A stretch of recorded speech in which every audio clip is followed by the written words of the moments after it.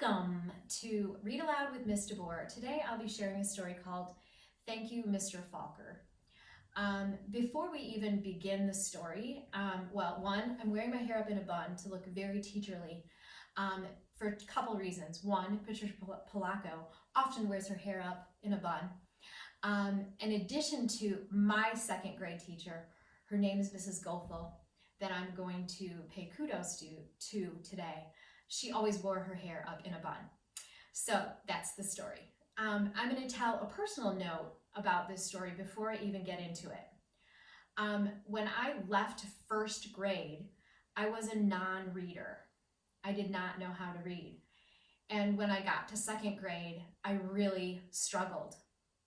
And I want to give thanks to my second grade teacher, Mrs. Goethel, for spending extra time helping me learn how to read. She spent a lot of extra time, and I did eventually catch on and figure it out. And now, reading brings me great joy, and that is one connection I have and a reason why I enjoy this story so much.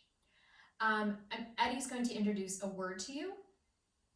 One of the words in this book is knowledge, seeking knowledge. And we've talked about the word know, K-N-O-W, different from the word know, N-O. They are homophones, of course. N-O meaning do not do that. And K-N-O-W meaning to know something in your head. So you see my little guy there with his pink brain thinking about, I know. And so the word in this book is knowledge, seeking knowledge. Eddie would like to say this: boys and girls, be knowledge seekers. Look for it, chase after knowledge. It makes you smarter. It makes you better.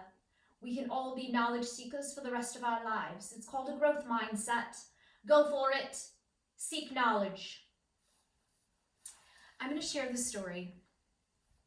Thank You, Mr. Falker, by Patricia Polacco.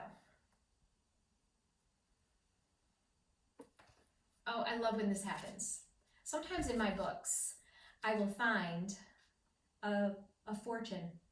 This one is never give up, chase knowledge. It's the good fortune and theme of this story. Thank you, Mr. Falker. There's a dedication page that I think is important. To George Falker, the real Mr. Falker, you will forever be my hero. This is based on a true story in Patricia Polacco's life. She changed the teacher's name. Sometimes you need to do that. But it is this true story of her life. The grandpa held the jar of honey so that all the family could see, then dipped a ladle into it and drizzled honey on the cover of a small book. The little girl had just turned 5.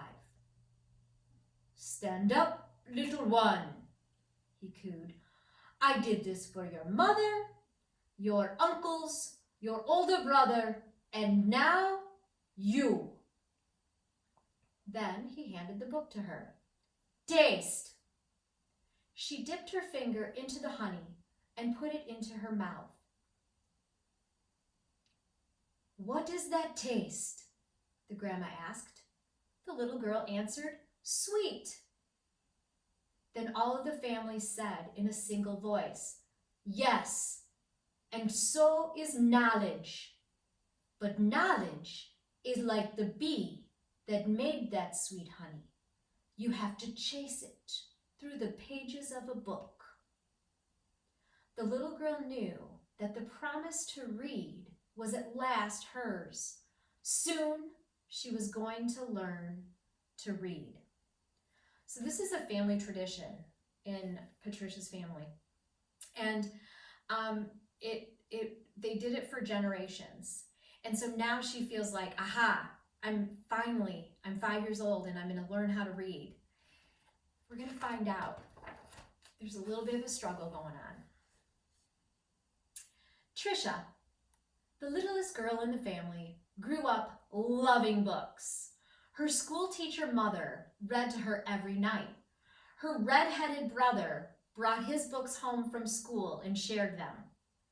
And whenever she visited the family farm, her grandfather or grandmother read to her by the stone fireplace. When she turned 5 and went to kindergarten, most of all, she hoped to read. Each day, she saw the kids in the first grade across the hall reading, and before the year was over, some of the kids in her own class began to read. Not Tricia. Still, she loved being at school because she could draw. The other kids would crowd around her and watch her do her magic with the crayons. In first grade, you'll learn to read, her brother said.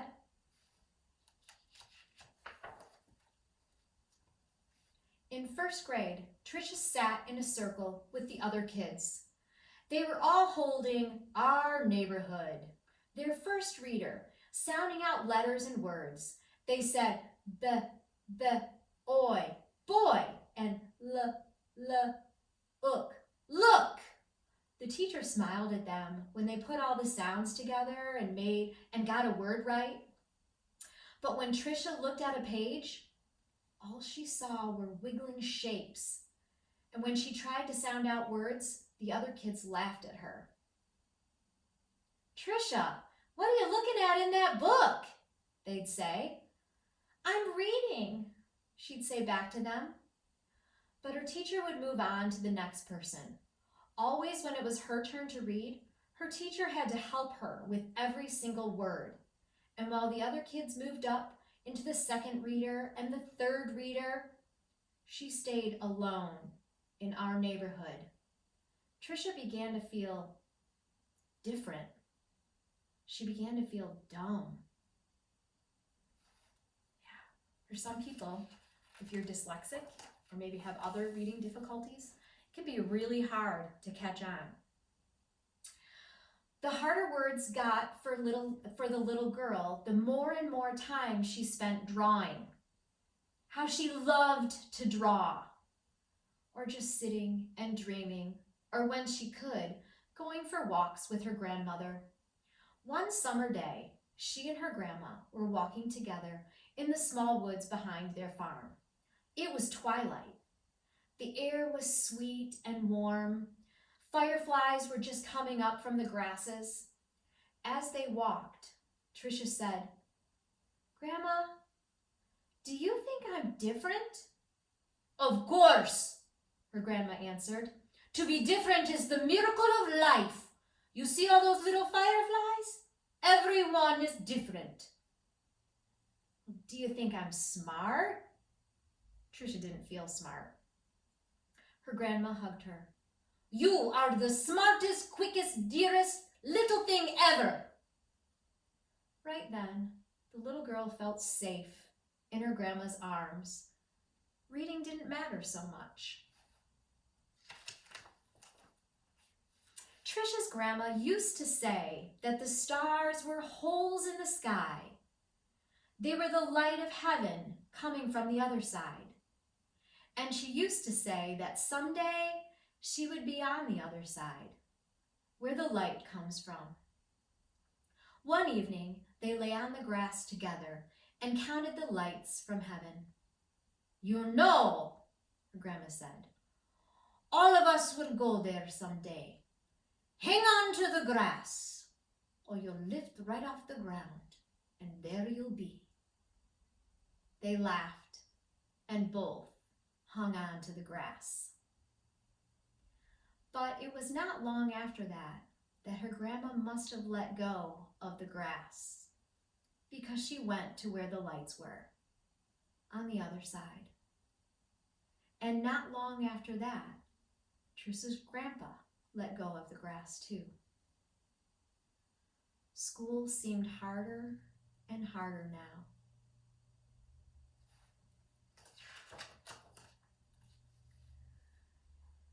Reading was just plain torture. When Sue Ellen read her page, or Tommy Bob read his page, they read so easily.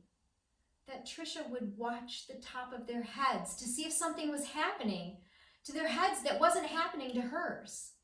And numbers were the hardest thing of all to read. She never added anything right. Line the numbers up before you add them, the teacher would say. But when Tricia tried, the numbers looked like a stack of blocks, wobbly and ready to fall. She just knew she was dumb. Then one day, her mother announced that she had gotten a teaching job in California, a long way from the family farm in Michigan. Even though her grandma and grandpa were gone, the little girl didn't want to move. Maybe, though, the teachers and kids in her new school wouldn't know how dumb she was. She and her mother and brother moved across the country in a two-tone 1949 Plymouth. It took 5 days.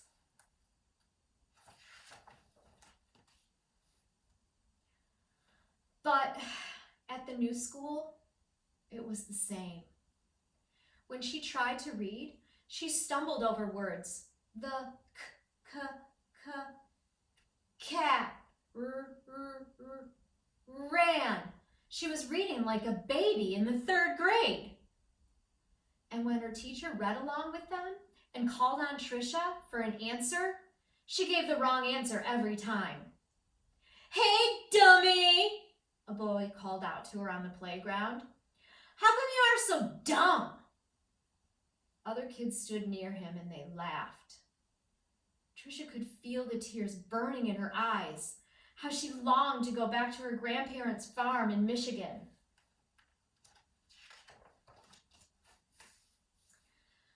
Now Tricia wanted to go to school less and less.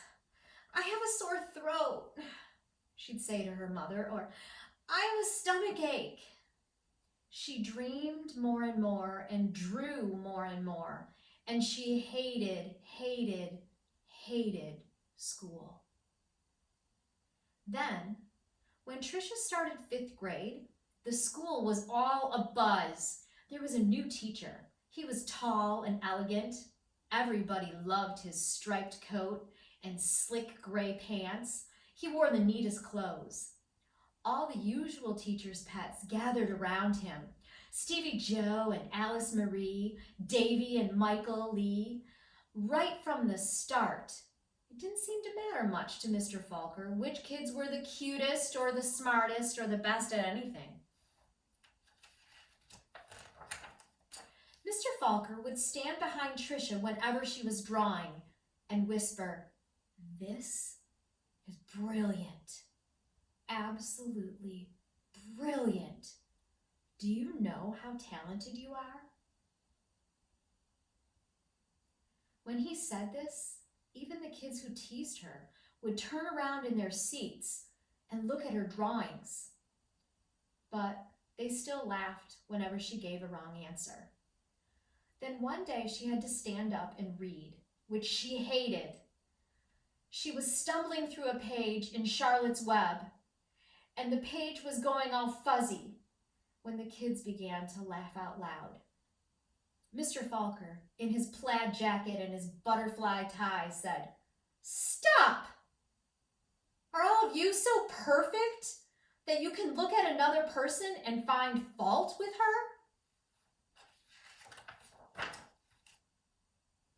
That was the last day anyone laughed out loud or made fun of her, all except Eric. He had sat behind Tricia for 2 whole years, but he seemed to almost hate her. Tricia didn't know why. He waited by the door of the classroom for her and pulled her hair. He waited for her on the playground, leaned in her face and called her Toad. Tricia was afraid to turn any corner for fear Eric would be there. She felt completely alone. The only time she was really happy was when she was around Mr. Falker. He let her erase the blackboards. Only the best students got to do that. He patted her on the back whenever she got something right, and he looked hard and mean at any kid who teased her. Eric is totally a bully. the nicer Mr. Falker was to Tricia, the worse Eric treated her. He got all the other kids to wait for her on the playground or in the cafeteria or even in the bathroom and to jump out and call her stupid or ugly. And Tricia began to believe them. She discovered that if she asked to go to the bathroom just before recess, she could hide under the inside stairwell during the free time and not have to go outside at all. And in that dark place, she felt completely safe. She's hiding from the bullies. But one day at recess, Eric followed her to her secret hiding place. "Have you become a mole?" he laughed. And he pulled her out into the hall and danced around her. "Dumbbell, dumbbell, Meggity old dumbbell." Tricia buried her head in her arms and curled up in a ball. Suddenly, she heard footsteps. It was Mr. Falker. He marched Eric down to the office. When he came back, he found Tricia. "I don't think you'll have to worry about that boy again," he said softly. "What was he teasing you about, little one?" "I don't know," Tricia shrugged. Tricia was sure Mr. Falker believed that she could read. She had learned how to memorize what the kid next to her was reading, or she would wait for Mr. Falker to help her with a sentence. Then she'd say the same thing that he did. "Good," he would say. Then one day, Mr. Falker asked her to stay after school and help wash the blackboards. He put on music and brought out little sandwiches as they worked and talked. All at once, he said, "Let's play a game. I'll shout out letters. You write them on the board with the wet sponge as quickly as you can." "A," he shouted. She wiped a watery A. "8," he shouted. She made a watery 8. 14, 3, D, M, Q, he shouted out. He shouted out many, many letters and numbers. Then he walked up behind her, and together they looked at the board. It was a watery mess.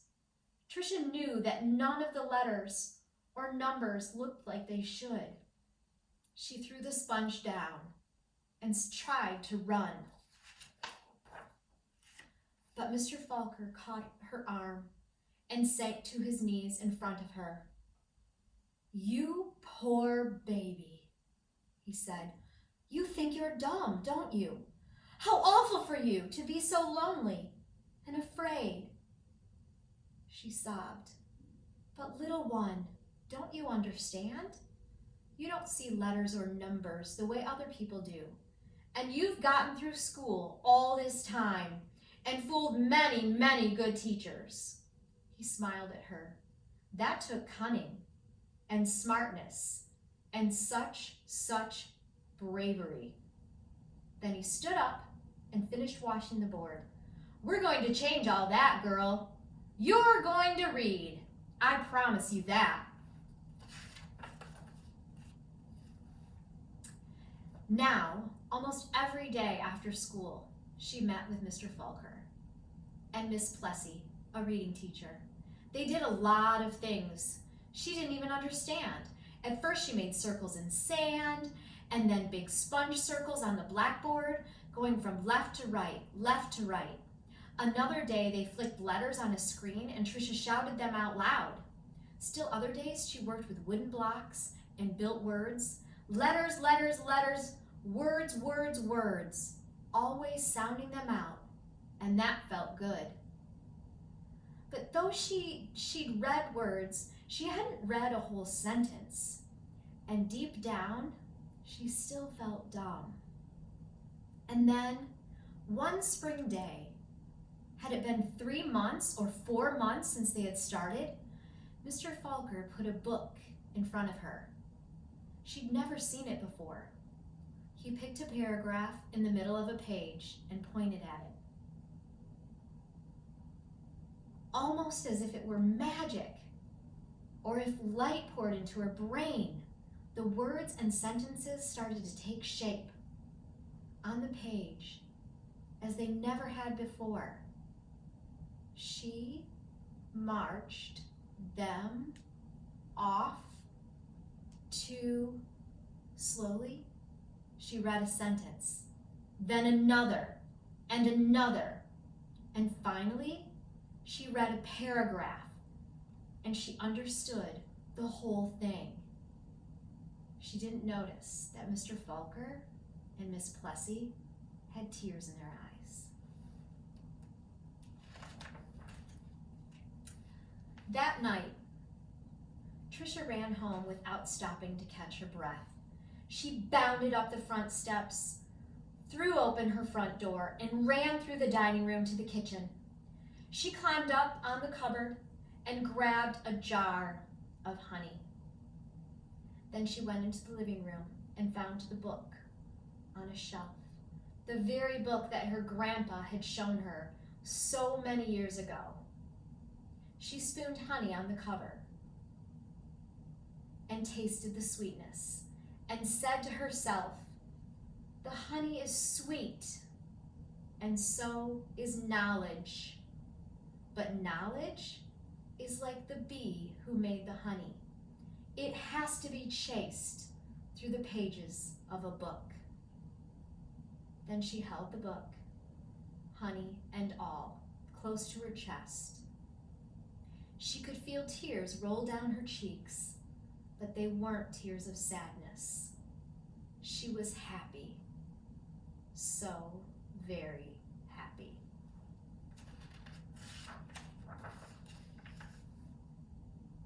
The rest of the year became an odyssey of discovery and adventure for the little girl. She learned to love school. I know, because that little girl was me, Patricia Polacco.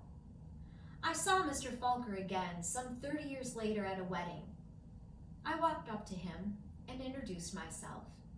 At first, he had difficulty placing me. Then I told him who I was and how he changed my life so many years ago. He hugged me and asked me what I did for a living. "Why, Mr. Falker," I answered, "I make books for children." "Thank you, Mr. Falker. Thank you." Don't you feel like we need to thank him too? Without his help, I'm not sure that Patricia Polacco would be the author that she is today. I'm forever grateful to my second grade teacher for helping me learn how to read, because reading is the key. It's everything. It reminds me of this fortune that was inside the book. Never give up and chase knowledge. A writing invitation that's tied to this book, Thank You, Mr. Falker, is perhaps something about school that you could write about. What might be hard for you, or what came to you eventually, or what did you learn? What about everyone has their gifts? Tricia was a gifted illustrator from a very young age, back in kindergarten when she was drawing with crayons. Everyone has their gifts. The thing about reading, though, is reading takes practice. Takes practice. So never give up and chase knowledge. If you want to write about something about school, something about a favorite teacher, that's something wonderful that you could share.